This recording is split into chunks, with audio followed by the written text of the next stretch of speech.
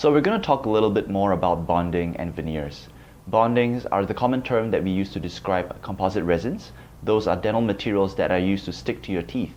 They are excellent for small fillings because they can mimic a tooth structure and they are able to bond adhesively to your tooth so we don't have to remove as much. Veneers, on the other hand, are slightly different. When we talk about veneers, what we are mainly talking about are porcelain veneers. Those are thin shells of enamel that are layered over your tooth and adhesively bonded into place. So that is fabricated in a lab and it is bonded to your tooth on top of what you have currently. The advantage of doing porcelain veneers is that the material is a lot harder, is a lot stronger, and is much more resistant to staining and chipping. For this reason, porcelain veneers are best when we need to cover a large amount of tooth surface. For example, if we want to restore a large chip, or if we want to cover the entire tooth to change the way it looks, to change the shape, or to change the color. Bondings or composite resins are better suited for smaller restorations because they don't have the strength of porcelain veneers in large sections.